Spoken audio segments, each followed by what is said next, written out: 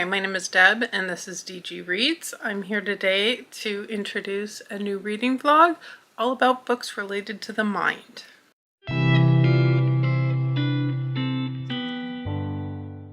I received a couple of ARCs really recently that both had ties to the mind, and so I decided to spend a little bit of time looking to see if I had any more that kind of followed on a similar theme, and it turned out I did have one more than I needed to get to, a bit more of a backlist title. So figured might as well throw them together, give them my thoughts in a little vlog. The first one I have is the most recent, and that is Mind Games by Nora Roberts. I received the audio arc on NetGalley from Macmillan Audio, and this one is following, at the start of the book, 12-year-old Thea, who spends 2 weeks every summer with her grandmother and her siblings. And this time it goes differently. Both her and her grandmother wake up in the middle of the night knowing something terrible has happened. In fact, her parents have been killed. And so she's now being raised by her grandmother, who she shares this gift with that she doesn't fully, I don't think, understand, but that gives her some precognition abilities or mind reading abilities or something. I'm not entirely sure. This one is a romantic suspense. It has paranormal or fantasy elements to it, so it sounds like something I will really enjoy. Nora Roberts is an author that I've been reading for many, many years, and I do tend to find her books to be very cozy reads. This one is coming out on May 21st. The next book that I received is The Mechanics of Memory, and I received an e-arc of this one from ChemCat Books. And this is following Hope Nakano. Hope is living in a near future where technology has made great improvements, including to the area of memory and memory recovery, but Hope herself has lost a year. She's been going through treatment, but she still doesn't know what happened to cause this lost year or the life that she was building during that year, and the memories she's recovering through treatment are really fragmented and confusing. So this sounds like the type of book that I really will enjoy. This one comes out August 27th, and it's billed as a sci-fi near future thriller. And finally, when I was going through my backlist, I have an audio arc for The Therapist by B.A. Paris from Libro FM and Macmillan Audio. This one is a psychological thriller. It sounds like a bit of a domestic thriller as well. Alice and Leo move into a renovated home in a gated community, but of course not everything is as it appears. And as Alice gets to know the neighbors, she discovers their secrets about the home that she's just moved into. So this is another author that I've read many books from before, and I usually find them very engaging thrillers, so I'm excited to check this one out as well. So that's my TBR for this little vlog, and I will be back once I have some thoughts on my first book. I've decided to start with Mind Games by Nora Roberts, since that is the title that kind of spurned the idea of grouping these books together. And I flew through the first half of this book. I think I'm at about 45%. And the first half of the book, we're following Thea as a 12-year-old girl, and she's at her grandmother's house, and she has this ability to see into other people's minds, and her grandmother has that same ability. It passes through the women in the family, and both of them know right away what happened, and her parents have been murdered. This allows Thea to give the police enough information that the man is actually captured and in jail. And now she's trying to rebuild a new life, living with her grandmother, with her younger brother, and she has a wonderful grandmother. I think Nora Roberts does a really good job of putting together really cozy families. They're not always perfect. The other set of grandparents that these kids have are pretty awful. It's a whole new place. It's a place they've spent 2 weeks every year, and now it's their full-time home. So most of the first half of the book is just following this whole process and getting them settled in as kids. We do get a time jump to when Thea is in college, and the way her ability has progressed a bit by then. And at the point where I am now, it's pretty much where the kids are grown up. And we're now seeing, going into the second half of the book, how they're going to be as adults and what their situation is going to be. And at this point, I'd say around the 40% mark, we got the first inklings that there's going to be a man moving in next door, essentially, and of course, eventually this is going to become a romance, but it's not a book that's focused on the romance throughout the entire thing, which I think is something I do like about Nora Roberts' books. I wasn't expecting this one to hit quite so hard. I knew her parents were murdered, and obviously that's a horrible situation, and she had to see it in her own mind what happened to them, which is horrific. But the grief of this really did hit hard, and the way the family came together and the community came together really tugged on my heart. So that hit me a little bit out of the blue as I was listening to this at work, but I think it was really well done. I think it took the time it needed to not rush through the whole process, and I really appreciated that. So I'm looking forward to finishing this one up, and I'll check back in with you once I have my final thoughts. Okay, I finished up Mind Games today while I was at work. I had a pretty good time with this one. I think it wasn't a perfect read by any means, but it was a cozy read. It was very easy to just listen along, and I found it really entertaining. The love interest doesn't get introduced until nearly halfway into the book, so if you're looking for a romance-centered book, this is probably not going to be the right pick for you. It definitely is a book that's more focused on our female main character, Thea, though once the male character is introduced, we do start getting parts from his perspective as well. And it is very insta-lovey, I would say. It's a very quick relationship. There's not a lot of depth to the relationship development, but I kind of expect that from this type of book. It's really more about Thea's story arc and her abilities, and this man who murdered her parents has the same ability she does, and he's able to push back at her, and she needs to find a way to stand up for herself, to free herself from this interaction she keeps getting dragged into with him. And I think overall it was an entertaining read. It gets a 3.5 from me. So in keeping with the whole Mind Games theme, got Kylie out a little puzzle here with some treats inside, and we're going to test her ability to figure it out. Clearly, she's got this whole treat thing down.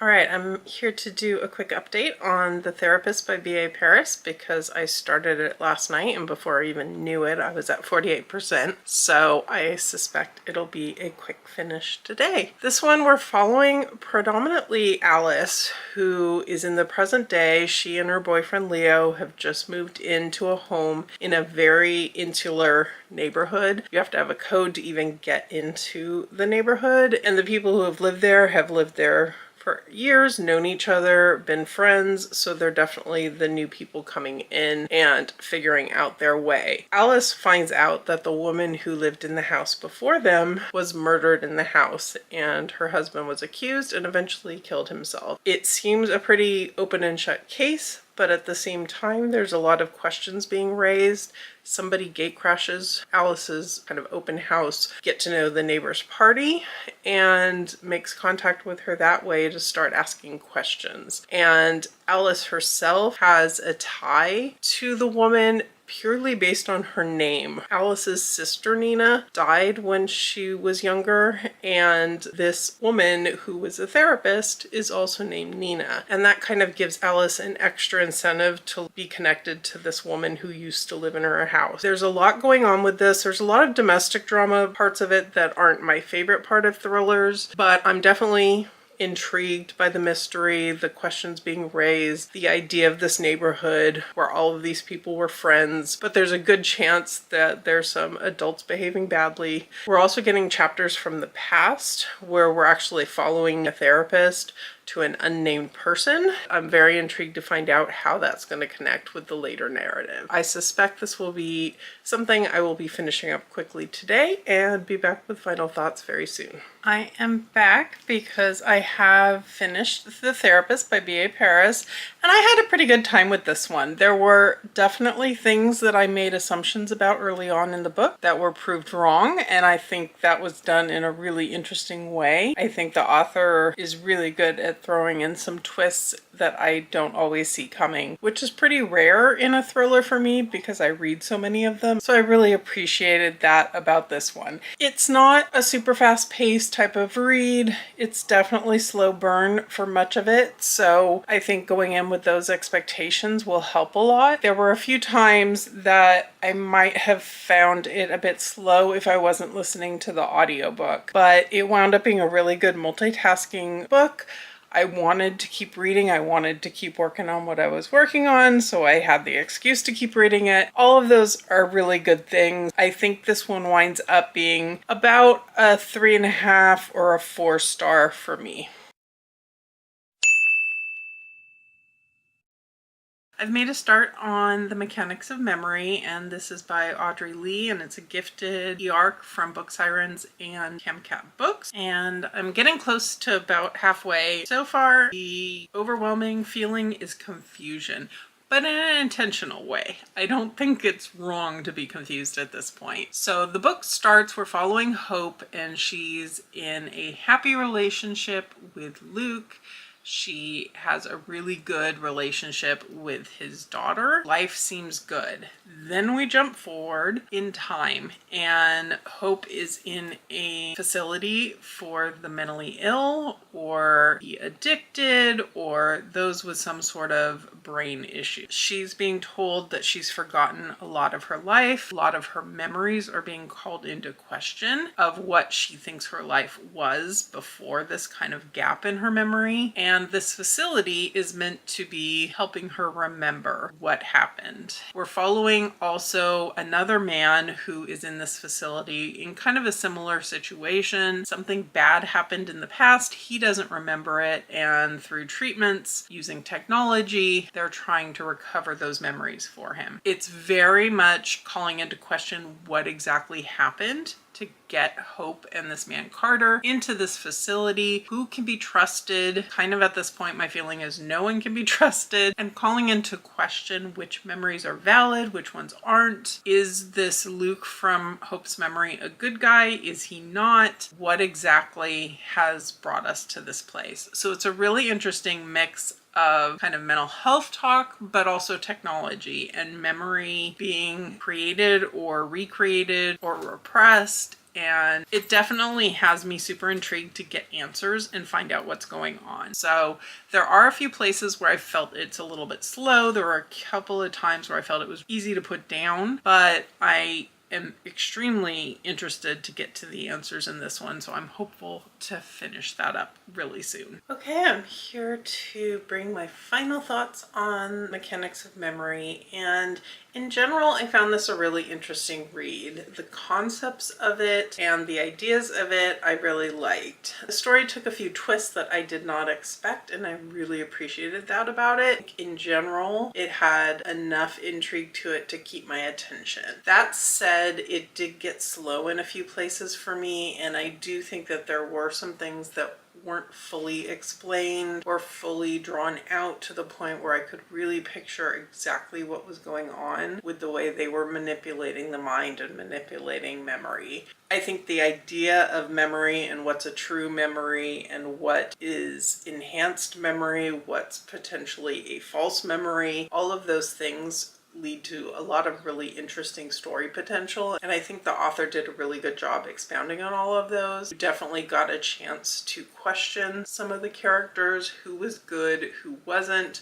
who could be trusted, who couldn't be, and I think there was enough information to it to show why decisions were being made in certain ways in certain cases, but it also at times felt like things were a little bit convenient. I do really appreciate the fact that at the end of the day, things just don't have a perfect, exactly tied up happy ending. There were a couple unanswered questions in the process of things in an intentional sense. A few of them I don't know necessarily that I wanted them to stay unanswered, but overall I think it was a really well-rounded out story. It kept my interest, it kept me wanting the answers at the end, and I appreciated getting to keep picking it back up. So overall this one gets a 3.5 for me, and I really had a good time. And with that, that brings us to the end of this particular reading vlog. I had a good time with all of these books. I think my favorite of them actually was Mind Games at the beginning with Nora Roberts, but all of them were really interesting reads. The Therapist by B.A. Paris was probably the least tied into the mind. That one was probably more about the reader's mind and the author playing around with psychological thriller tropes and ideas to pull over a few things on the reader. The other two books definitely delved into the mind a whole lot more than that one, and overall all of these were a good time to read. So I'm happy that I decided to pick up this particular theme. Thank you so much for being here. If you have any other recommendations with books that play with the mind, play with memory, anything along those lines, I would love some additional recommendations down in the comments. If you've made it this far and you don't have anything to comment, maybe give me a brain emoji, because that's kind of what this whole concept was about. I will wrap this up here. Please hit that like button below, subscribe if you're interested in more of my content, and I will be back in another video.